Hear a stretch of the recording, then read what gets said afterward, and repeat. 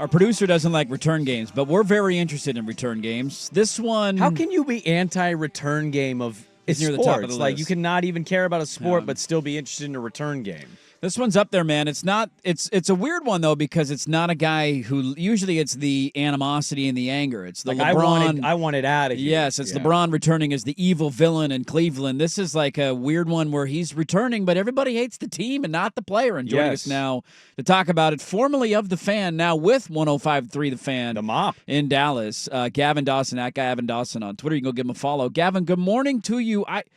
I can't even imagine what it's been like in that city the last couple of weeks. We had to deal with Damian Lillard leaving, who was the face of the franchise here, but that was a weird thing where the organization kind of eventually forced his hand, but didn't trade him at midnight out of nowhere and shocking the entire city. What are the vibes like, and what's the emotions going into tonight's return game? Well, good morning, gentlemen. I can tell you the vibe, the emotion has gotten worse. In the 6 weeks since the trade has happened, I think Mavs fans are more broken. They're more hurt. They're more despondent and more against the organization than they were the day after the trade was made. As time has gone on, I suppose there could have been an explanation that could have allowed this to make sense. But, the only thing that we have to go on now is that Nico Harrison, the GM, and the owner, Patrick Dumont, somehow became convinced that Luka Doncic was the problem. And, now we go into tonight thinking we don't know what to expect as far as the reaction. I think there's going to be a lot of pro-Luka sentiment. Many people will probably be rooting for the Lakers. And the long-term viability of the Mavericks here in this market is now in question, 6 weeks after Nico thought he was making a trade to bring a championship here to Dallas. You've been in Dallas a while now, Gavin. Has anybody been able to try to make sense of ultimately why they just take a dude who led the team to the finals the very next year, played really well when they were all healthy together, and just decided to blow it up because of whatever reasons? Has anybody been able to try to make sense to you since they've moved him? Just more drilling down on the idea that Luka was such a bad employee, if you will, and they didn't have any faith that he was going to stay healthy. Background on Nico Harrison, GM, former Nike executive. I'm sure many people in our audience today are familiar with him, but apparently he's a nutrition freak. And if you see him in his suit, it's obvious because he's so lean. He's a former basketball player, in his 40s, but he's still at his playing weight. And apparently he asks his friends and coworkers as, a daily hello today. So that gives you context of what the front office was thinking. And he's a very convincing guy. And he got the owner on board with him last year in the finals. In Game 3, Luka was just atrocious. They were hunting him on defense for 48 minutes, and the Mavs got blown out. And that was kind of a tipping point. Then you go to training camp this year. He was unable to do it because of a strained calf. Then he re-injured his strained calf.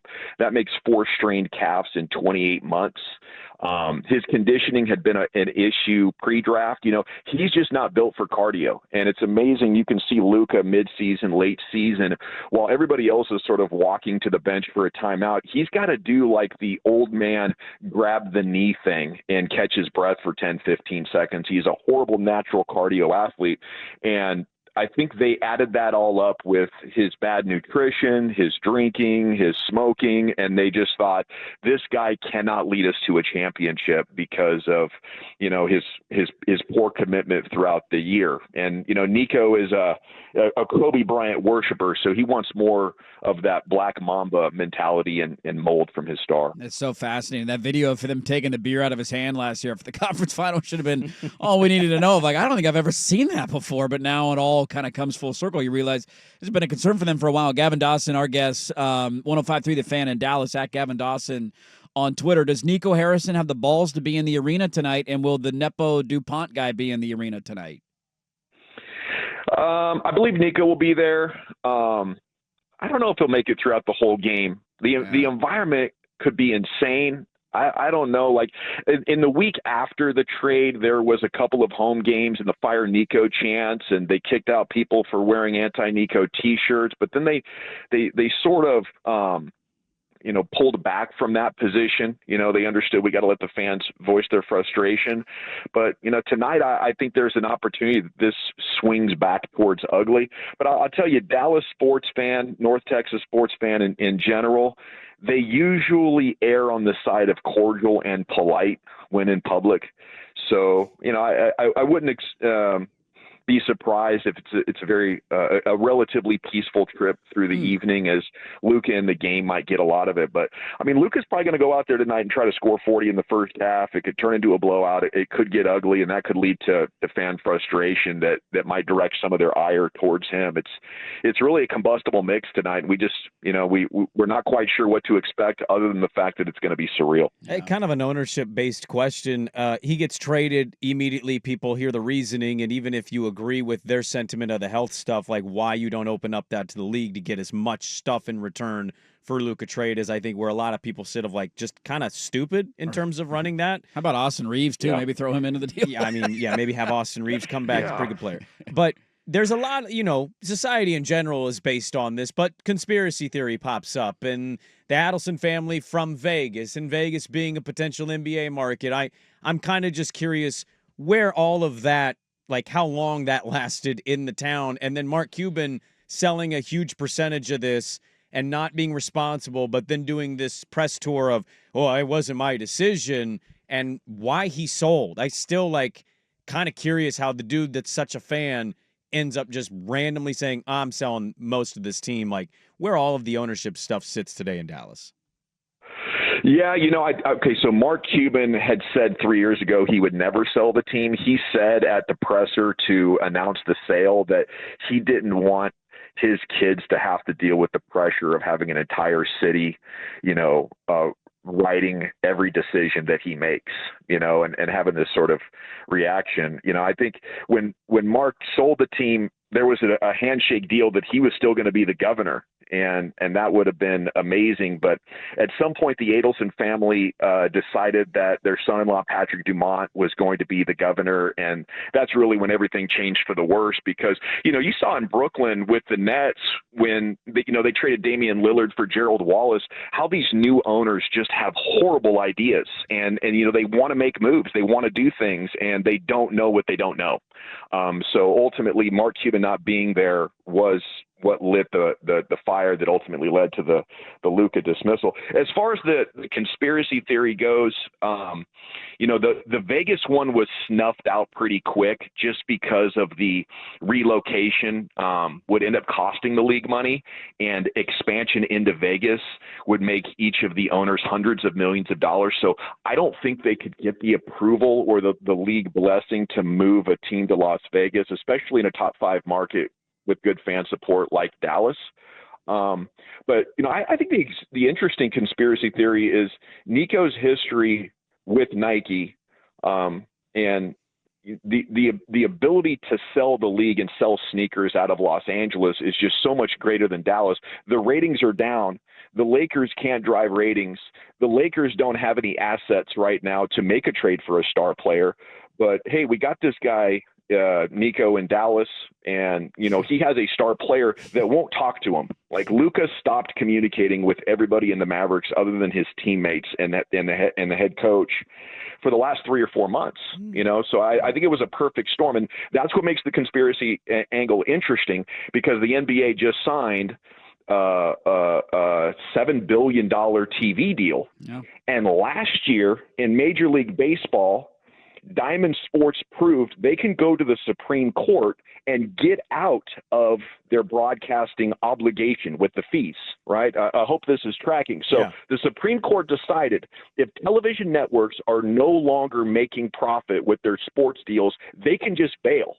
And the NBA, I think, was looking at that and saying, we have to make the Lakers relevant. So that's the only conspiracy theory that tracks in my mind. Interesting. Could you imagine finding out the league was like, send him to L.A. to when's save that stuff? frozen envelope 30 for 30 coming out in 20 years? Last one I got for you, Gavin, is Jerry Jones been the biggest winner in all of this, or is he getting the same amount of scrutiny? I don't think anything can save Jerry Jones. If on a scale of 1 to 10 in North Texas, the Cowboys are a 10, and every other sport in their biggest years are just trying to get to a 5. They win a championship. I think right now Cowboys sentiment is as low as it's been in the 15 years that I've been working at their flagship station here in Dallas. The fans, the legends, Michael Irvin, Emmitt Smith, Troy Aikman, all that frustration is rising at a very high level, and they're not showing any signs that they're going to, change their team building practices here for the last couple of decades. So, the Cowboys are depressing, the Mavs are depressing right now. We got the Texas Rangers and the Dallas Stars. And, I guess for at least one more night, this Luka story, it's just fascinating where it goes after this. How much do you miss doing the mop and rop and the mop? And then also, what do you not miss about living here? The traffic is insane, right? When I left, it was bad on the highways on the weekdays and rush hour, and now it's bad like any day of the week, any time. I think there's something to be said for having more sun. But man, I'm so proud of Isaac and everything that's happened to the fan. I guess it was in my mind at one time I would never leave the fan, and the game happened and we went over there. But I do miss the hell out of talking Trailblazers basketball and college football. I guess that whole scene has changed quite a bit as well. But and I miss having that connection with my teams that I had as a child, right? And I would say that it is ideal for any sports broadcaster to start and finish his career in his hometown, where that passion and that heartbeat of local sports teams is going through. I've been here for a long time, and I root for all the DFW sports teams now. So it's kind of a weird deal, but when they win, it's good for business. It's good for ratings. Yeah. It's good for advertising dollars. So, that's different than covering a team that you grew up with. You know what I'm saying? Yeah, I totally get that. Gavin Dawson, great stuff. Formerly of The Fan, doing great things in Dallas. 105.3 The Fan, at Gavin Dawson on Twitter. Go give him a follow. Thanks for the time. I'm sure it's going to be an entertaining day on the station, and tomorrow's reaction will be fascinating as well. Thanks for the time here in Portland, man. We appreciate it.